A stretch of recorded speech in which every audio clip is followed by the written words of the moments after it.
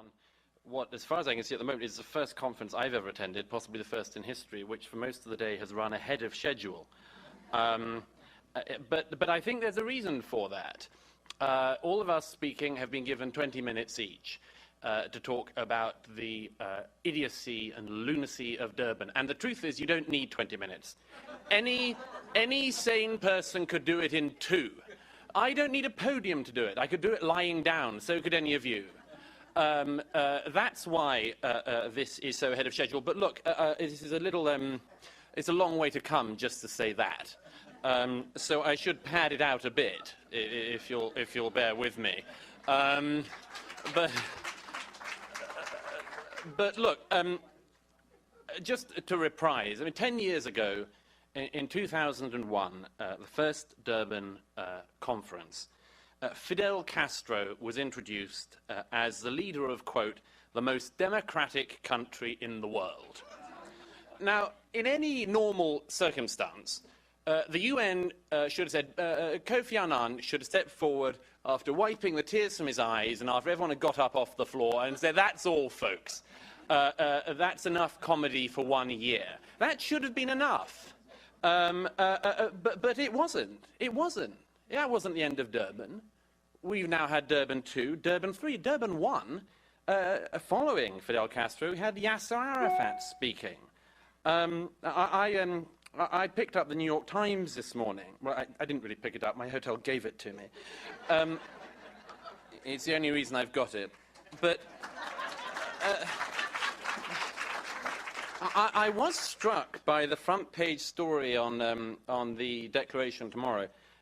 In the second column on the front page of the New York Times, after introducing Mr. Abbas, for decades, the defiant, charismatic, and unpredictable Yasser Arafat.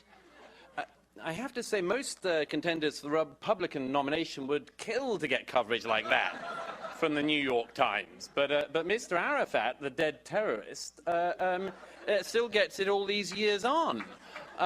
There was nothing defiant, charismatic, and unpredictable about him. He was a terrorist. That was it. He spent his life and career terrorizing. Anyhow, clearly the NYT's gone the way of the UN.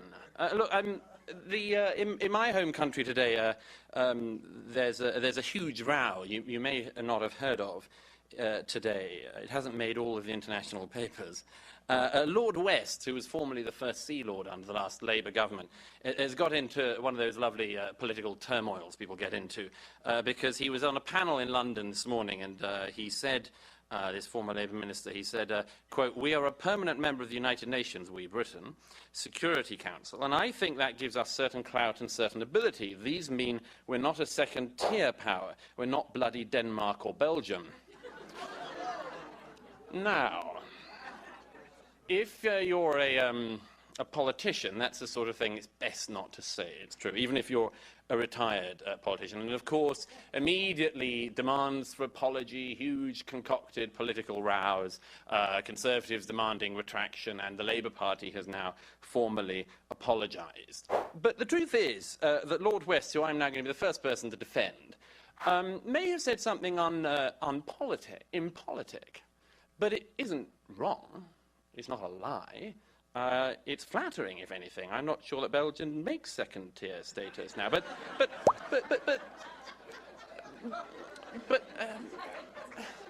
the point is that the politic thing of pretending nations all the same all enjoy first-tier status is exactly the lie that the UN plays every single day. Every single day, the UN maintains this fiction. It maintains the fiction that all states and all governments are essentially equal. And when the Syrian government's foreign representative says something, it's as interesting and worthy of note as, say, when the British foreign secretary says something. But it isn't. The democracies of the world, the free countries of the world, and the dictatorships of this world are not moral equivalents, they're not moral equals. Governments who repress and murder their own people and seek to do it to others aren't equals to the democratic and free nations. But look, I mean, we've been through this all before. In 1975, as you all know, the UN passed the Zionism is Racism resolution, proposed by Idi Amin, the wife-eater, Literally, as you know. It wasn't a reading mistake on my part. A typo in my speech. And the next day, there was a reception thrown for him by Kurt Waldheim, the Nazi. Now, only at the UN could you have a group of people accusing Israel of being Nazi, and the accuser is a Nazi. It's a symptom of a sick institution.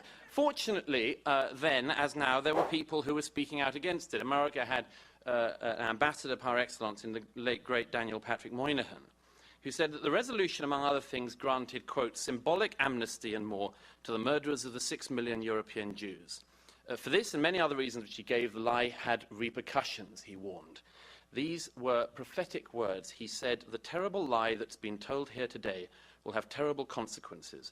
People will begin to say, indeed they have already begun to say, that the UN is a place where lies are told. Moynihan explained that the motion which had been passed threatened not only the security and legitimacy of the State of Israel, but the security and standing of all nations of the UN. The motion harmed the fight against racism by stripping the term of any meaning and potentially damaging the security of all nations. For if racism could be so drained of meaning today, then so tomorrow could national self-determination or indeed national honour. Finally, the resolution damaged the idea and the language of human rights. By assaulting a word, assaulting a language, assaulting the truth and telling lies, the UN has done something which the United States, as Moynihan said, does not acknowledge and will not abide by. The same day, Israel's ambassador, Chaim Herzog, declared, I stand here not as a supplicant, for the issue is neither Israel nor Zionism. The issue is the continued existence of this organization, which has been dragged to its lowest point of discredit by a coalition of despots and racists. You yourselves bear the responsibility, for you stand before history. We, the Jewish people, will not forget. Now, that was 1975. I was born in 1979, as it happens. Between 1979 and 2001, indeed, between 1975 and 2001, a whole new generation of people were born, educated to some degree, and grew up. But throughout that whole time, the UN didn't grow up. The UN didn't change at all. And we saw the final apotheosis in that in the setting up of this farce of Durban. A farce, by the way, which also we have in the UN paid for. 25% of the cost of the first Durban conference was paid by the Americans.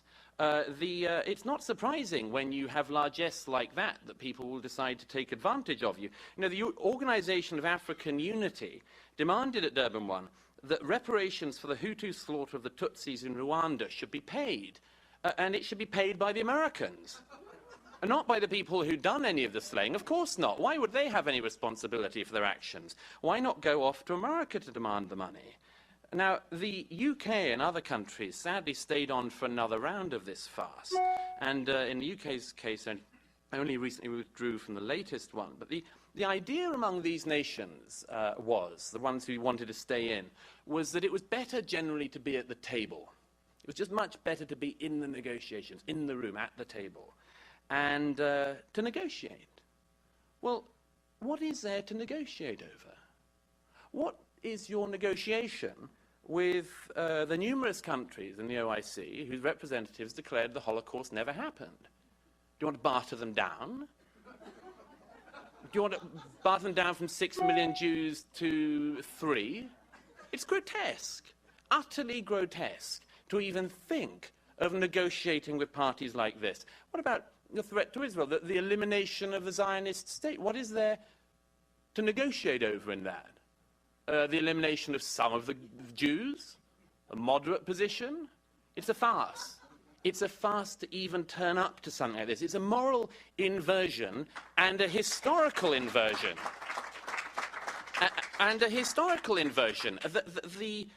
Slavery comes up each time at this circus. And each time, the countries that were first to abolish slavery